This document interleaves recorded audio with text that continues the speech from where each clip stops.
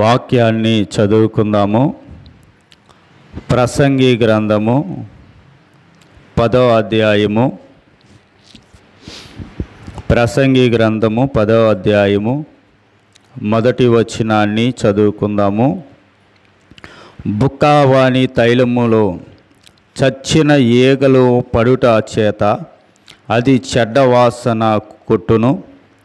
కొంచెము బుద్ధిహీనత త్రాసులో ఉంచిన ఎడల జ్ఞానమును ఘనతను తేలకొట్టును.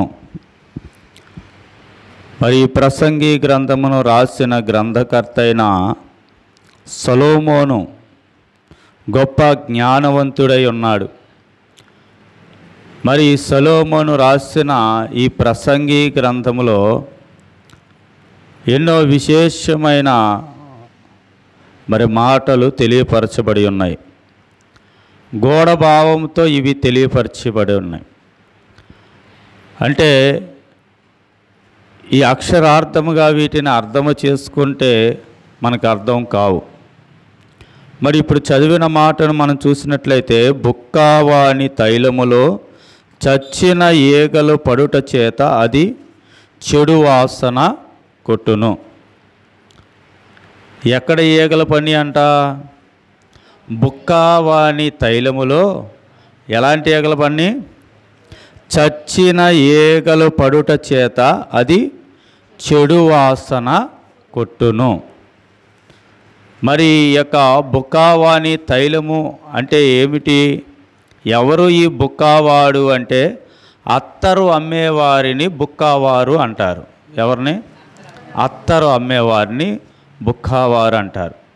మరి అత్తరు ఎంత విలువైనది చూడండి. దేవుని వాక్యం చూద్దాము. యోహాను సువార్త 12వ అధ్యాయము 12వ అధ్యాయము 3వ వచనం నుండి దేవుని వాక్యాన్ని చదువుదాము. యోహాను సువార్త 12వ అధ్యాయం 3వ వచనం.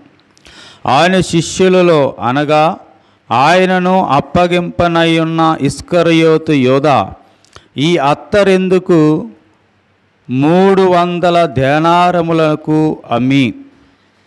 300 దేనారాలంటే అక్కడ ఒకటన్నాడు. ఎంత? ఎన్ని రూపాయలు? 160 రూపాయలు.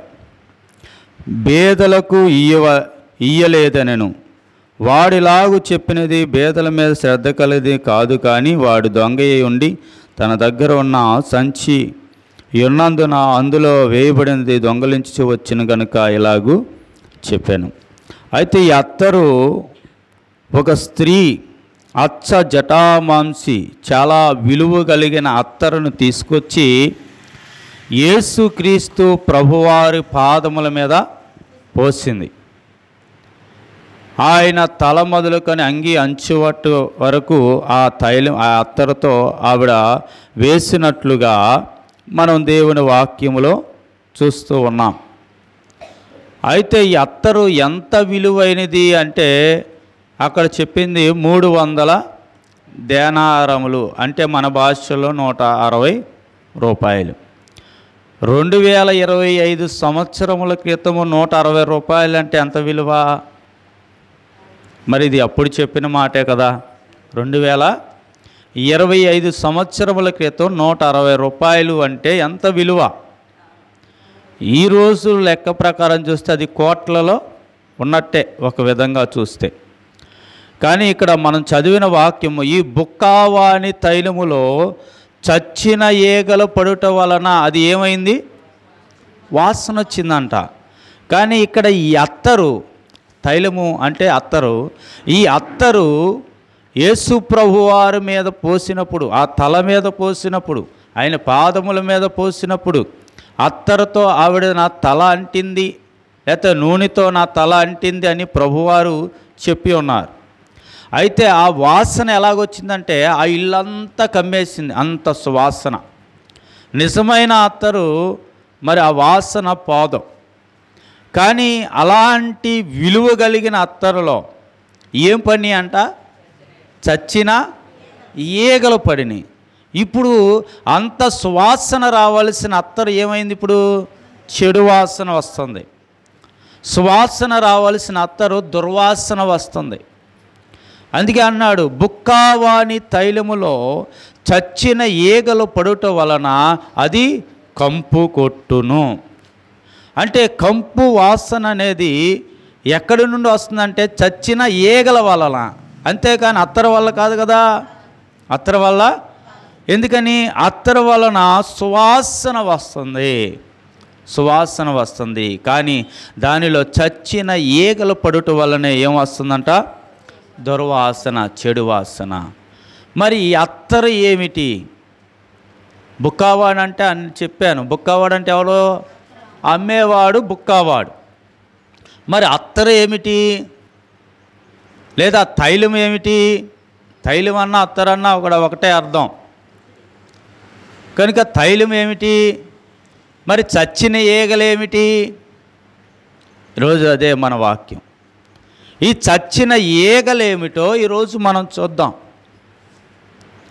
మరి తైలం ఏమిటి అంటే నీ భక్తి. తైలం ఏమిటి? భక్తి. ఎవరు అమ్ముతారు భక్తిని? బుక్కావాడు అమ్ముతాడు. అంటే తైలాన్ని బుక్కావాడు అమ్ముతాడు. మరి భక్తిని ఎవరు అమ్ముతారు? అమ్ముటం అంటే ఎవరు బోధిస్తారు, ఎవరు చెబుతారు అంటే దైవజనుడు, సేవకుడు. బుక్కావాడు సేవకుడు, తైలము భక్తి. మరి చచ్చిన ఈగలేమిటి? నీ భక్తి వలన సువాసన రావాలి, కానీ చచ్చిన ఈగల బండి అంట. దాంట్లో ఏం బండి? చచ్చిన ఈగల పడటం వలన ఏమొస్తుందంటే దుర్వాసన, చెడు వాసన వస్తుంది. చూడండి, దేవుని వాక్యం చదువుదాం. ఎఫెసీ పత్రికలో ఒక మాట చూద్దాం. చూడండి, ఎఫెసీ పత్రిక 5వ అధ్యాయము 2వ వచనాన్ని చదువుదాము. మొదటి నుండి చదువుదాం. కావున మీరు ప్రియులైన పిల్లల వలె దేవునిని పోలి నడుచుకొనుడి. క్రీస్తు మిమ్ములను ప్రేమించి పరిమళ వాసనగా ఉండుటకు మన కొరకు తన్ను తాను దేవునికి అర్పణగాను బలిగాను అప్పగించుకొనును. అలాగుననే మీరు ప్రేమ కలిగి నడుచుకొనుడి. దేవుని స్తోత్రం. మరి దేవుడు మన నుండి ఏం కావాలని కోరుకున్నాడు? చెడు వాసన రావాలా, మంచి వాసన రావాలా? అందుకే అన్నాడు, క్రీస్తు మిమ్ములను ప్రేమించి పరిమళ వాసనగా ఉండుటకు. మనం ఎలాంటి వాసన రావాలి మనలోంచి? పరిమళ వాసన. పరిమళ వాసన రావడానికి తన్ను తాను బలిగా అర్పణగా అర్పించేసుకున్నాడు. ఈరోజు చాలామంది సెంటులు అత్తర్లు వాడతారు. ఎందుకు వాడతారు? ఎక్కువగా చెమట పట్టి చెమట వాసన తెలియకుండా ఉండడానికి అత్తరు కానీ సెంటు కానీ ఇంకా వేరే పెర్ఫ్యూమ్స్ వాడుతున్నారు. అయితే ఇక్కడ క్రీస్తు అంట మనలను ప్రేమించి పరిమళ వాసనగా ఉండాలి. అంటే మనలోంచి ఏ వాసన వస్తుంది? ఈ లెక్కలో చెడ్డ వాసన వస్తుంది. కనుక మనం పరిమళ వాసనగా ఉండుటకు తన్ను తాను బలిగాను అర్పణగాను అర్పించుకున్నాడు. అంటే తన రక్తము అనే అత్తరుతో మనలను కడిగాడు. కనుక పాపం అనే ఆ చెడు వాసన కనబడకుండా తన యొక్క పరిశుద్ధ రక్తం అనే ఆ తైలముతో లేదా అత్తరుతో మనలను కడిగాడు. కనుక ఇప్పుడు మనలో నుండి ఏ వాసన రావాలి? సువాసన రావాలనే ఆయన తన రక్తాన్ని ధారపోసాడు అని అక్కడ వాక్యం తెలియపరుస్తుంది. దేవుని స్తోత్రం. అయితే ఈరోజు మరి పరిమళ రావాల్సిన నీ అత్తరులో ఏం పని? చచ్చిన ఈగల పని. ఏం పని? చచ్చిన ఈగల పని. మరి ఆ ఈగలు ఏమిటో ఈరోజు నువ్వు తెలుసుకుంటే, ఇక అవి పడకుండా చూసుకుంటే నీ అత్తరు ఎలాంటి వాసన వస్తుంది? నీ నుండి ఎలాంటి వాసన వస్తుంది? పరిమళమైన వాసన. ఎందుకనగా ఆయన రక్తముతో కడిగాడు గనక. చూడండి, మొదటిగా ఆ ఈగలు ఏమిటో చూడండి. దేవుని వాక్యం చూస్తే మొదట ఆ ఈగలు ఏంటంటే అసూయ, ద్వేషము. ఏంటిది? అసూయ, ద్వేషము. వీరిలో భక్తి బాగుంటుంది, ప్రార్థనా జీవితం బాగుంటుంది, ఆధ్యాత్మికంగా బాగానే ఉంటారు.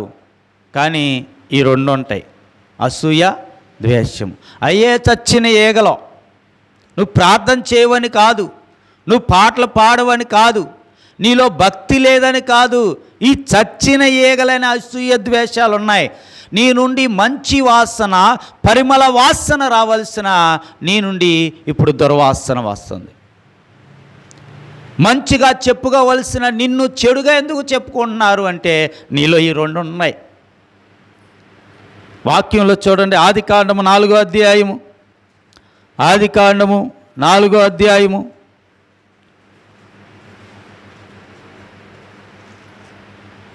4వ అధ్యాయము మొదటి నుండి మరి 12 వచనాలు మనం చూసినట్లయితే మనకు తెలిసిన విషయమే.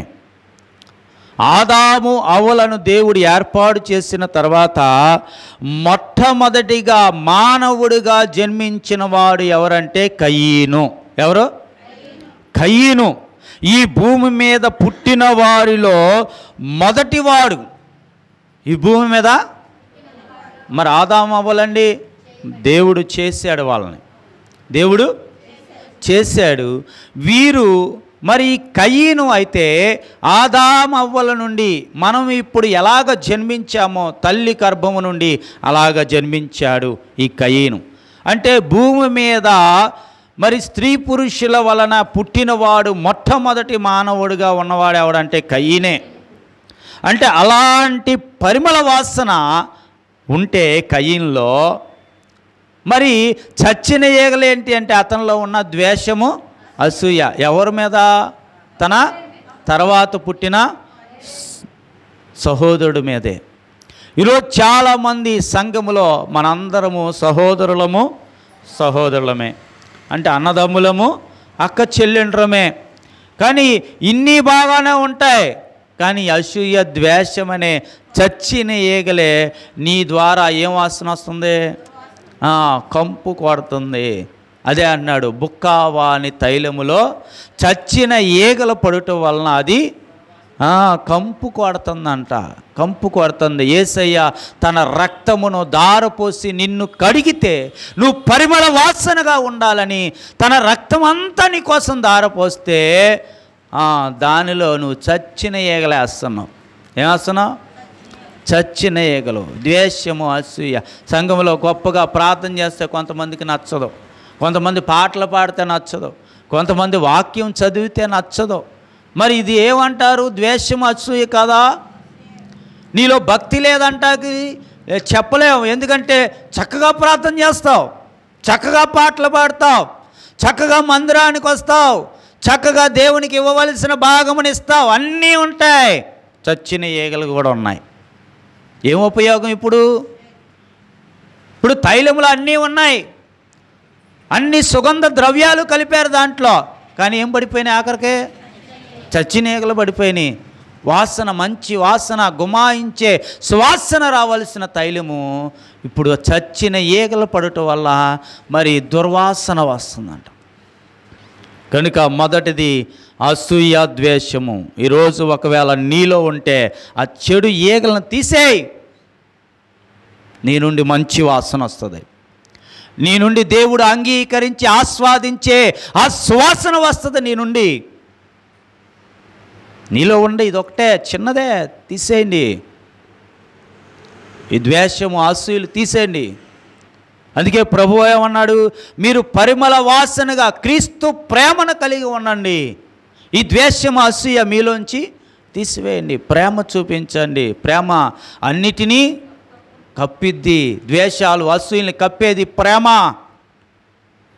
ఆ వాసన రావాలి నీలో, అది దేవుడు కోరుకునేది. ఇంకా ఈగలు ఏంటి చూడండి. రెండో రకమైన ఈగలు ఏంటో తెలుసా? రెండో రకమైంది, మొదటిదేంటి?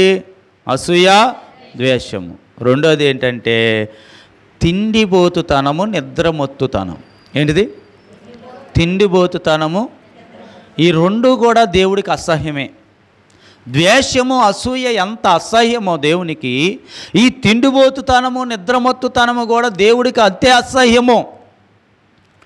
కనుక ఇవి కూడా చచ్చిన ఈగలే.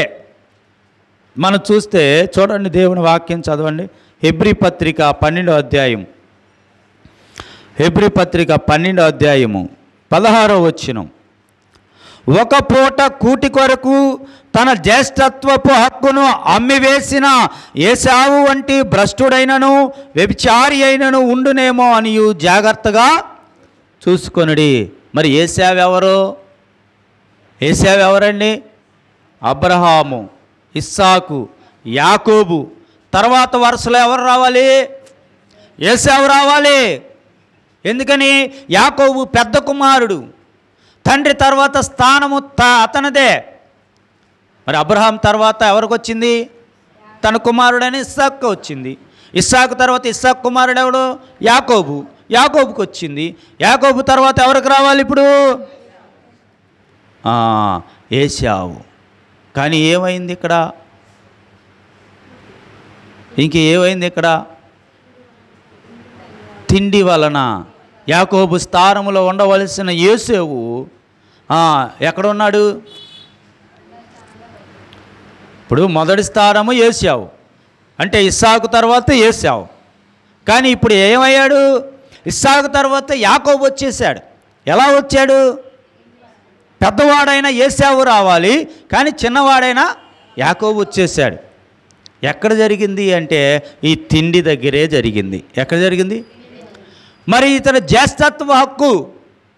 అందుకే అంటున్నాడు, ఇక్కడ ఏమన్నాడంటే ఒక్క పూట కూటి కొరకు తన జ్యేష్ఠత్వ హక్కును. అంటే ఏమనాలి అసలు మన లెక్కలో? ఇప్పుడు దేవుడు బయలుపరుస్తాడు కదా ఇశ్రాయేలీయులకు, ప్రజలకు, నేను అబ్రహాము దేవుడును, ఇస్సాకు దేవుడను, యాకోబు దేవుడను అని బయలుపరిచాడు. కానీ ఇదే ఒక్క పూట కూటి కొరకు ఇతడి గనుక ఆశించకపోతే యాకోబు స్థానంలో ఏమనాలి? ఇప్పుడు ఏశావు దేవుడును అనాలి. కానీ ఏమైంది?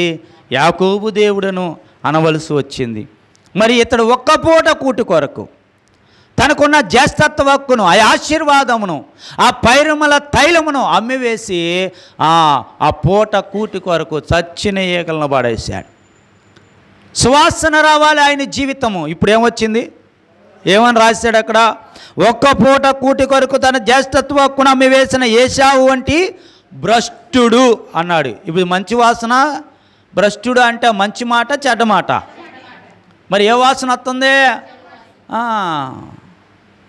ఈరోజు అలాంటి జీవితాలు ఒక్క పూట కూటి కోసం.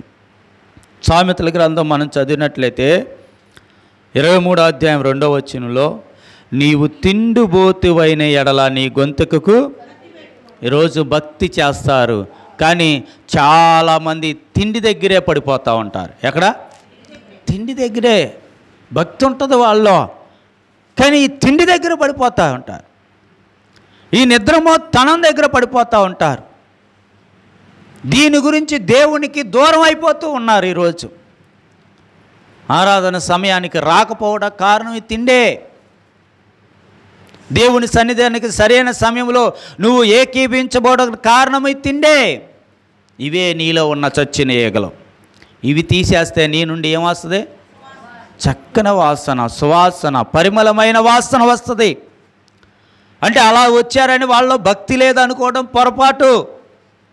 భక్తి ఉంది, వాళ్ళు తిన్నా, వాళ్ళు పడుకున్న భక్తి ఉంది, కానీ దాని నుండి మంచి వాసన రావట్లేదు, చెడు వాసన వస్తుంది. ఇంకా సామెతల గ్రంథం 23-21 చదివితే, నిద్రమత్తు చింపిగుడ్డలు ధరించుటకు కారణమగును. నిద్రమత్తు ఏమైందంట? నువ్వు నిద్రపోతువైతే నీకు కలిమి రాదు, లేమి వస్తుంది నీ దగ్గరికి. కనుక ఇవి చచ్చిన ఈగలు. మరి తిండి కోసం ఎవరు ఆతురత పడతారండి? ఎక్కువ ఎవరు ఆతురత పడతారు తెలుసా? ఈ మాట మీరు చదవాలి. చూడండి, యెషయా గ్రంథము 56వ అధ్యాయం. ఒకవేళ నా నోటి మాటగా చెప్తే నేను చెప్పాను అనుకుంటారు. యెషయా గ్రంథము 56వ అధ్యాయం తీయండి, బైబిల్ ఉన్న వాళ్ళందరూ తీసి చూడండి. 11వ వచనం, కుక్కలు తిండికి ఆతురపడును, ఎంత తినను వాటికి. ఏ ఆతురత పడతాయంట తిండికి? ఈరోజు నువ్వు దేవుని బిడ్డవు. కుక్కలు దేవుని రాజ్యానికి వారసులు. తెలుసా మీకు ఆ వాక్యం? కుక్కలు వెళ్ళవు దేవుని రాజ్యానికి, బైబిల్ చెప్తున్న మాట. అంటే కుక్కలంటే ఈ తిరిగే కుక్కలని కాదు, అటువంటి జీవితం కలిగిన వారు, కుక్క వంటి జీవితం. దానికి అన్నాడుగా, కుక్క ఏం చేస్తుంది, కక్కిన దానికోసం మరలా అంటే విడిచిపెట్టేసేసిన దానికోసం మరలా నువ్వు వెళ్తున్నావు అనుకో, నువ్వు కుక్కతో సమానం.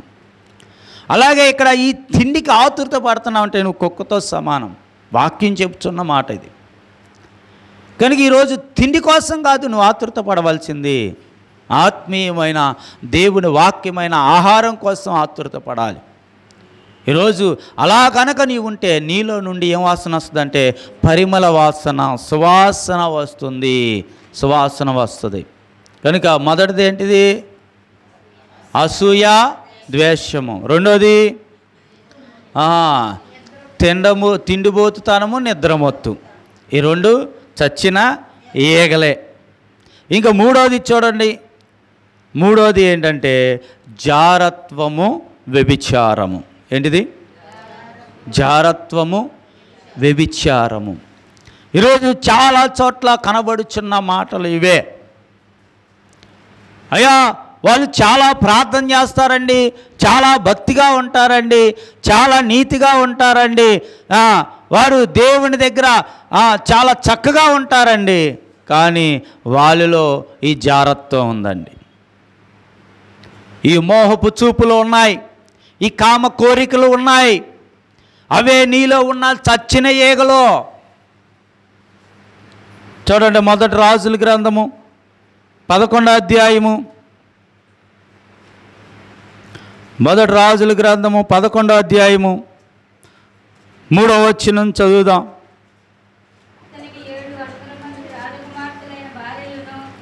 అతనికి 700 మంది రాజకుమార్తెలైన భార్యలను 300 మంది ఉపపత్నులను కలిగి ఉండిరి. అతని భార్యలు అతని హృదయమును త్రిప్పి వేసిరి. ఎవరి గురించి మాటలు? సొలొమోను. ఆ ప్రసంగి గ్రంథాన్ని రాసిన సొలొమోనే దేవుని చేత వరాన్ని పొందాడు. అధిక జ్ఞానవంతుడైన సొలొమోనే. అన్నీ బాగున్నాయి సొలొమోను. ఎందుకు పుట్టాడు సొలొమోను తెలుసా మీకు? దేవుని మందిరమును కట్టడానికి పుట్టాడు సొలొమోను. దావీదు అన్నాడు, నేను కడతానంటే దేవుడేమన్నాడు? నువ్వు కాదు, నీ కడుపున పుట్టబోవు నీ కుమారుని చేత నా మందిరాన్ని కట్టించుకుంటానన్నాడు దేవుడు. అలాగే ఆయన కడుపున పుట్టినవాడు ఈ సొలొమోనే. సొలొమోను చేతే దేవుడు మందిరాన్ని కట్టించుకున్నాడు, మందిరం కట్టాడు. బాగానే ఉంది, భక్తి చేశాడు, దేవుడు ఆయన ప్రార్థన ఆలకించాడు. ఎంత గొప్ప ప్రార్థన చేశాడు చేశాడు సొలొమోను. అయ్యా, ఇక్కడికి వచ్చి ప్రార్థన చేసుకున్న వారి మీద నీ కనుదృష్టి నిలుపు, ఇక్కడ చేయు ప్రార్థనల మీద నీ చెవియగ్గు అని ప్రార్థన చేస్తే దేవుడు ఒప్పుకున్నాడు. ఖచ్చితంగా అలాగే ఉంటానయ్యా. ఆ మందిరం కట్టినప్పుడు అలాగే అన్నాడు. తర్వాత ఏమైపోయాడు తెలుసా? ఈ జారత్వం, ఈ వ్యభిచారంలో ఎంతమంది భార్యలు చేసుకున్నాడు? ఎంతమందిని? 700 భార్యలంట, 300 ఉపపత్నులు. అంటే ఏంటి అర్థము?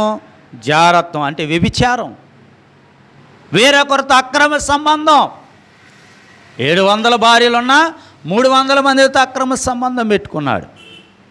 అంత గొప్ప దేవుని మందిరాన్ని కట్టిన వాడిలో, అంత మంచి సువాసన వచ్చేవాళ్ళలో ఈ చచ్చిన ఈగల పని. అతని నుండి మంచి వాసన కాదు, ఏమొస్తుంది? దుర్వాసన వస్తుంది దేవునికి. అందుకే దేవుడు ఏమన్నాడు తెలుసా? చూడండి దేవుని వాక్యం, మొదటి రాజుల గ్రంథం 11వ అధ్యాయము 7వ వచనం నుండి మరి 12వ వచనం వరకు మనం చదివితే అతడు చేసిన పనులు ఎలాగుండంటే, సొలొమోను కేమేషు అను అమ్మోనీయుల హేయమైన దేవతలను, మేలేకు అమ్మోనీయుల హేయమైన దేవతలను యెరూషలేము ఎదుటనున్న కొండ మీద బలిపీఠము కట్టించును. తమ దేవతలకు ధూపం వేయుటకు బలు అర్పించబడిన పరస్త్రీలులైన తమ భార్యల నిమిత్తం అతడు ఇలాగూ దేవునికి మందిరం కట్టించాడు యెరూషలేములో కొండ మీద. అదే ఎదురుగా ఆ దేశంలోని ఇతర దేవతలకు కూడా మళ్ళా అక్కడ గుడి కట్టించాడని. అలాగా ఇంకా అన్య దేవత ఆరాధికుడిగా మారిపోయాడు ఈ సొలొమోను. ఇంకా ఏం చేశాడు అని చూస్తే మన దేవుని వాక్యంలో, అతని రాజ్యాన్ని దేవుడు నేను తీసివేస్తున్నాను. 12వ వచనం చూడు. ఆయనను 11వ వచనం నుండి, సెలవిచ్చినదేమనగా నేను నీతో చేసిన నా నిబంధనలను కట్టడలను నీవు అనుసరింపకపోవుట నేను కనుగొనుచున్నాను గనుక ఈ రాజ్యము నీకుండా నిశ్చయముగా తీసివేసి నీ దాసునకు. ఇప్పుడు సౌలు తర్వాత ఎవరయ్యారు రాజు? దావీదు. దావీదు తర్వాత సొలొమోను. 40 సంవత్సరాలు పరిపాలన, చక్కటి జీవితాన్ని దేవుడు ఇచ్చాడు. కానీ ఏమైపోయింది ఆఖరికి?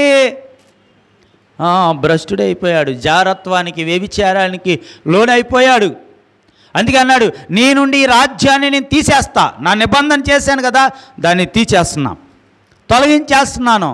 కానీ నీ తండ్రి అయిన దావీదుకి ఇచ్చిన మాట ప్రకారము నీ కాలమందు కాదు, నీ కుమారుడు కాలమందు ఇది జరిగిద్ది అన్నాడు. మరి ఒక్కడిగా ఉండవలసిన రాజ్యము సొలొమోను చేసిన ఈ పనిని బట్టి 2 ముక్కలైపోయింది. సొలొమోను తర్వాత 2 రాజ్యాలుగా విడిపోయింది ఇశ్రాయేలీలు. యోధా రాజ్యం ఒకటి, ఇశ్రాయేల్ రాజ్యముగా 2 భాగాలు అయిపోయింది. అలా అయిపోవటానికి కారణము ఇతడు నుండి రావలసిన అంత సువాసన, అంత భక్తి.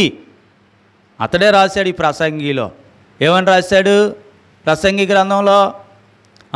బుక్కావాని తైలములో చచ్చిన ఈగల పడుట వలన అది కంపు కొట్టింది. తర్వాత మాట ఏంటి? ఇంకా 2వ మాట ఉందిగా అక్కడే,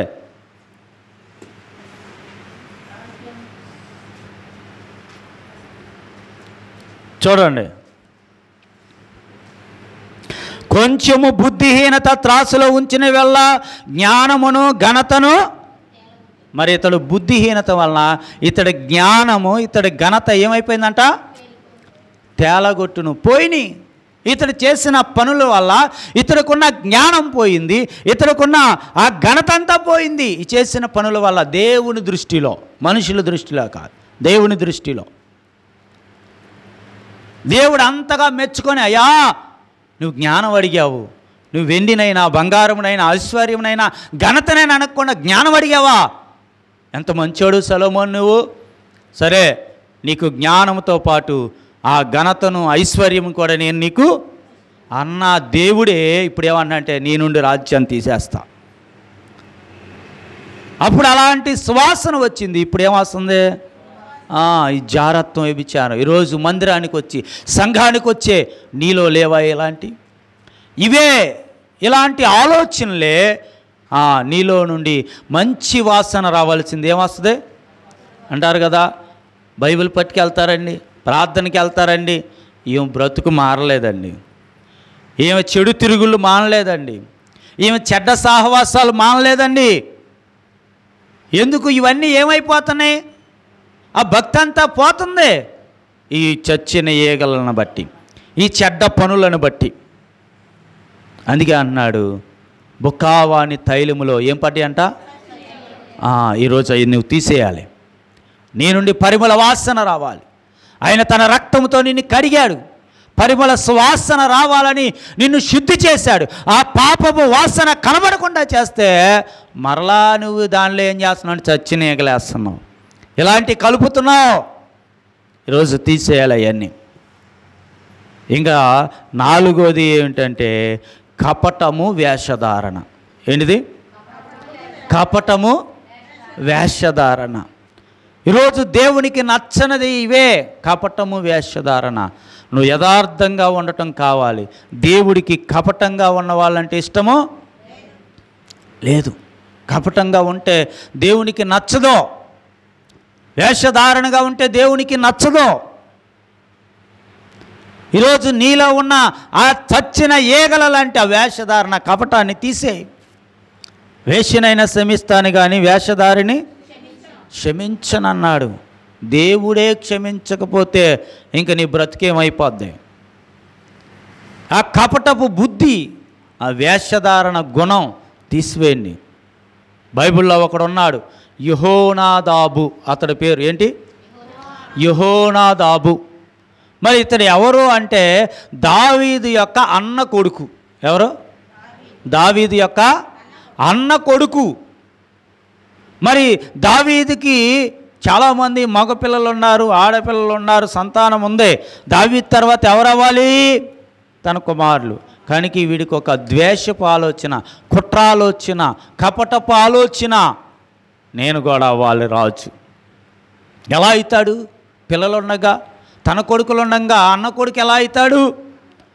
ఇప్పుడు ఏం చేయాలి? అన్న కొడుకుల్ని చంపేయాలి. అన్న కొడుకుల్ని, అది వాడి కపటాలోచన. చంపేయాలంటే దావీదు కుమారులను చంపగలిగిన వాడు ఎవడనున్నాడా? ప్రపంచంలోనే లేడు. ఎందుకంటే దావీదు అంత మహాపరాక్రమం గల యుద్ధశూరుడు.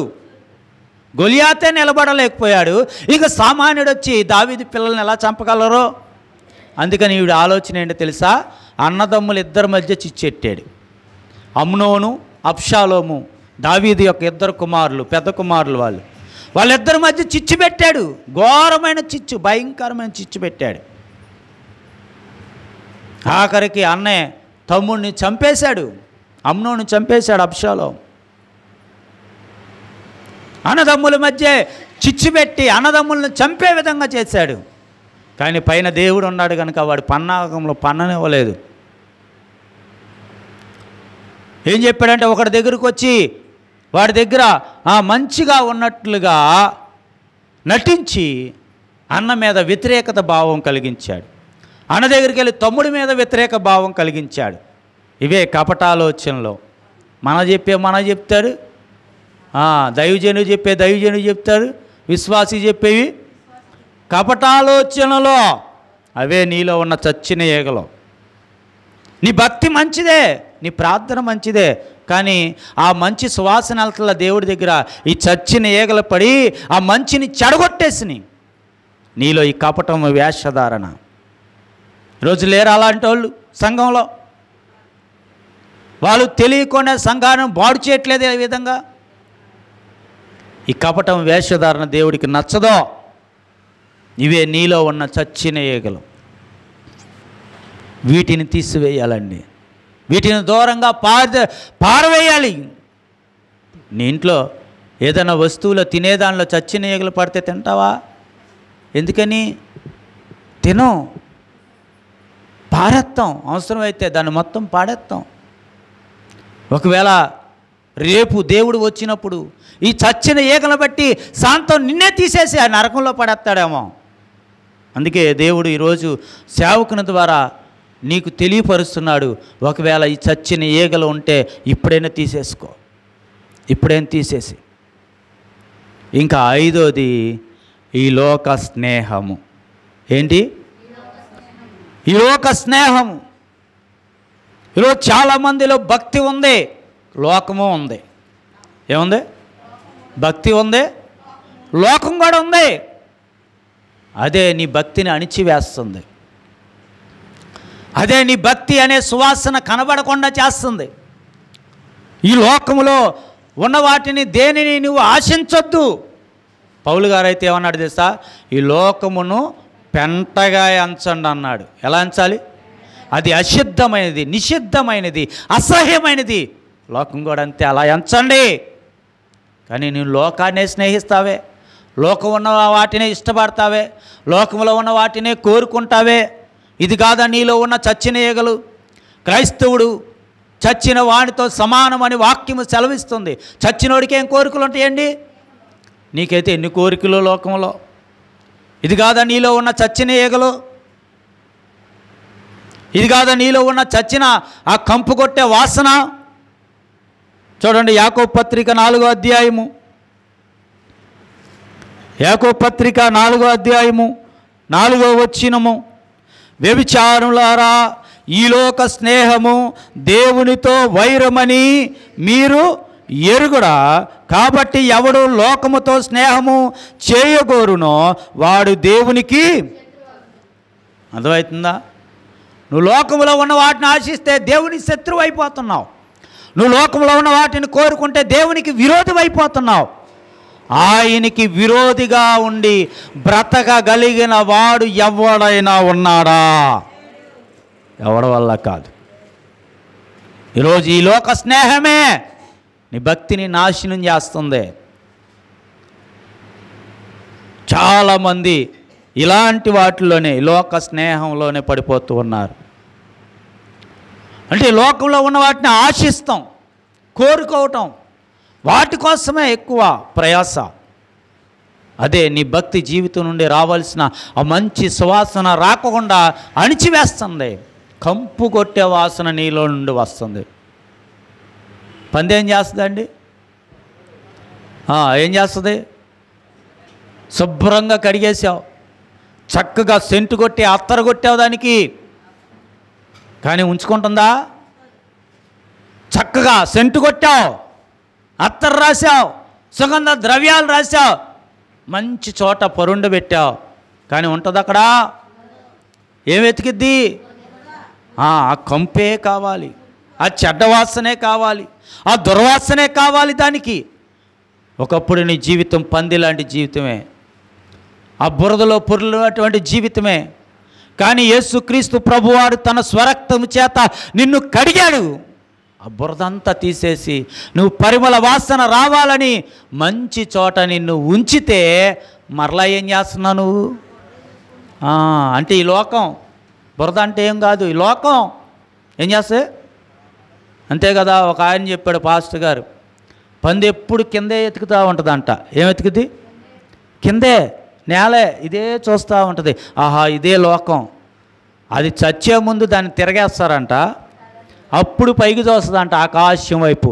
అమ్మా, నేను కింద చూసి ఇదే లోకం అనుకున్నా, ఈ బురద, ఈ పెంట ఇదే లోకం అనుకున్నా, పైన ఎంత ఉందా, ఇలాంటి మంచిది ఉందా, ఇంత అందమైనది ఉందా, ఇంత సుందరమైనది ఉందా అని ఆకాశం వైపు చూసి అనుకుంటుందంట. ఎప్పుడు? చచ్చే ముందు. ఒకవేళ నీ బ్రతుకు అలా కాకుండా చూసుకో, అలా కాకుండా చూసుకో. ఈ లోకమనే బురద నుండి దేవుడు నిన్ను విడిపించాడు. మరలా బురదలో పొరలటానికి వెళ్ళకాకు, ఆ బురదను అంటించుకోకాకు. ఎందుకంటే ఆయన రక్తంతో నిన్ను కడిగాడు గనక, నిన్ను పరిమళ వాసనగా రావడానికి ఆయన నిన్ను కడిగాడు గనక మరలా దాన్ని నువ్వు అంటించుకోవద్దు. ఇకనైనా విడిచిపెట్టే లోకం. ఎందుకు? ఏం తీసుకెళ్తావు? ఏం తీసుకెళ్తావు ఇక్కడ నుండి? తల్లి గర్భము నుండి దిగంబరునై వచ్చింది మరలా. ఇది కూడా ఆయనే రాశాడు. ఎలా? సొలొమోన్ గారే చక్కగా రాశాడు, కానీ వదిలాడా? ఈరోజు చాలామంది అంతే, పాస్టర్లు కూడా అంతే, చెప్తారు చేయరు. ఆశ పోవట్లేదు, వాళ్ళలో కూడా పోవట్లే, ఆశ పోవట్లే, లోకపాశ. అందుకే అన్నాడు, ఈ లోక స్నేహము అనే ఆ చచ్చిన ఈగలను తీసేయండి, అప్పుడు మీ నుండి పరిమళ వాసన వస్తుంది. దేవుడు ఆస్వాదిస్తాడు, దేవుడు అంగీకరిస్తాడు. నువ్వు ఏది కావాలంటే అది ఇస్తాడు. అప్పుడు నువ్వు అడగకుండానే ఇస్తాడు. కానీ మనమైతే ఇలా చేయట్లేదండి. ఇంకా కంపు కొట్టే జీవితాలే మనం. ఇంకా ఆరోది ఏంటి చచ్చిన ఈగలంటే? అన్య ఆచారాలు, ఇంకా సంప్రదాయాలు. ఈరోజు చాలామందిలో ఇవి కూడా పోట్ల క్రైస్తవులే, దేవుని రక్తంలో కడగబడిన వారే, ప్రభు బలలో పాలు పంపులు పొందేవారే.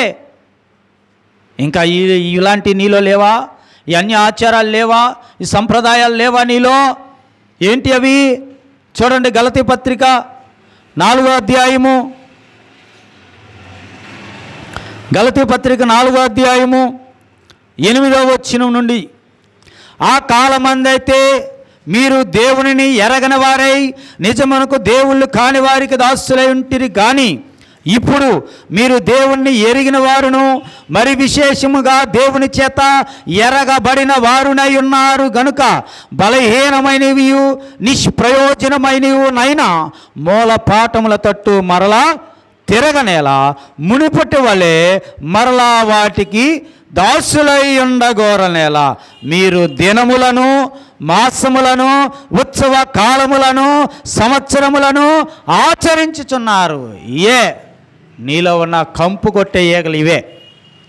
ఈరోజు మంచిది కాదు. దైవజనులు అయ్యండి కూడా అలాంటి చెప్పేవాళ్ళు ఉన్నారు. ఈరోజు మంచి రోజు కాదుగా, అదే నీలో కంపు కొట్టే ఈగలు అయ్యే. మంచి గడియలు కావుగా, మంచి దినము కాదుగా, ఈ మంచి నెల కాదుగా. ఎవరు చెప్పారు నీకు? తెలియనప్పుడు, దేవుడు తెలియనప్పుడు చేశావు, ఇప్పుడు దేవుడిని ఎరిగావు. పరిశుద్ధ గ్రంథం ఏం చెప్తుంది? అన్నీ 7 రోజులు దేవుడు అంత చక్కగా కలగజేస్తే 6 రోజులు సృష్టిని కలగజేసి 7వ రోజు మనిషిని నిర్మించి ఆ 6వ రోజున మనిషిని నిర్మించి 7వ దినమున విశ్రమించి ఆయన 7 రోజులు మంచి అని చెప్తే ఇంకా చెడ్డది ఎక్కడ పుట్టుకొచ్చింది నీకు? పూర్వం ఉందే ఇలాంటివి, కానీ ఇప్పుడు నీలో ఉండటానికి వీల్లేదు. ఇలాంటివి నీలో ఉండకూడదు. అవే నీలో కంపు కొట్టించే చచ్చిన ఈగలు, నీ భక్తిని నాశనం చేసే చచ్చిన ఈగలు అవే. నీ యొక్క జీవితాన్ని, నీ భక్తి జీవితాన్ని పాడు చేసేవి అవే. ఇంకా ఈ లోకములో ఉన్న ఈ ఆచారాలు, ఈ పద్ధతులు ఇవన్నీ పాటించటమే. గడియలు, తిథిలు, నక్షత్రాలు. ఇప్పుడు పుట్టేటప్పుడు ఏ రోజు చూసుకొని పుట్టావు నువ్వు? మంచి రోజు చూసుకొని పుట్టగలిగిన వాడు ఎవడన్నా ఉన్నాడా? మంచి రోజు చూసుకొని చనిపోయేవాడు ఎవడన్నా ఉన్నాడా? లేడు. నీ పుట్టుకకు లేదు, నువ్వు చనిపోవడానికి లేదు. అంటే మధ్యలో ఈ జీవితానికి వచ్చింది. అన్నిటిలో విలువైనది ఏంటో తెలుసా? మానవుని జీవితంలో పుట్టుక చావే.